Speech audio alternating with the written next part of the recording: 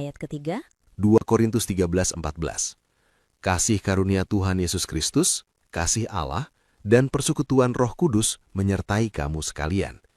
Ini sering disebut berkat apostolik tripartit, tapi ada masalah besar di sini. Paulus menyebutkan Allah sebagai entitas terpisah dari Kristus dan Roh Kudus. Dalam teologi trinitaris, Allah itu seharusnya merujuk pada ketiga pribadi bersama-sama, trinitas ontologis.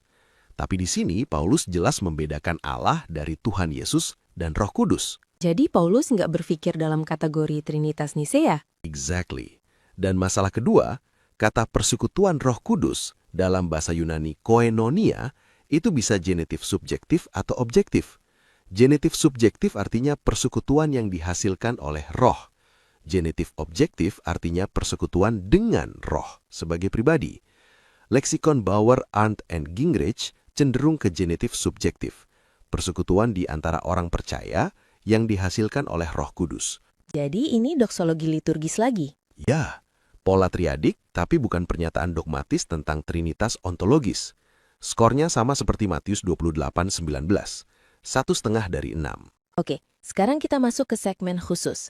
Kesalahan umum yang sering terjadi ketika orang bicara tentang Trinitas. Rudy, apa kesalahan paling sering yang kamu temukan?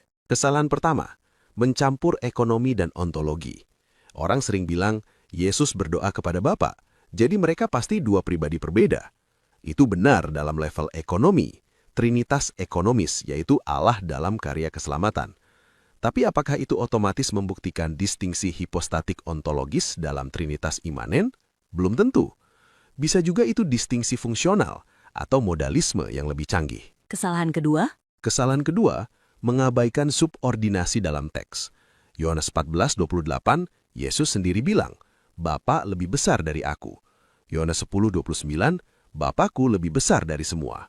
1 Korintus 15:28, anak akan menaklukkan dirinya kepada Bapa.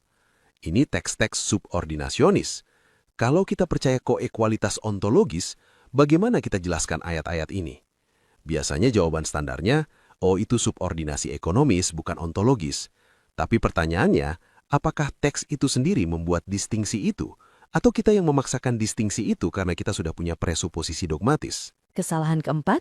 Mengasumsikan bahwa pola triadik sama dengan trinitas. Kalau Alkitab menyebut Bapa, Putra, Roh Kudus dalam satu ayat, kita langsung bilang itu trinitas. Tapi pola triadik itu bisa dijelaskan dengan banyak cara.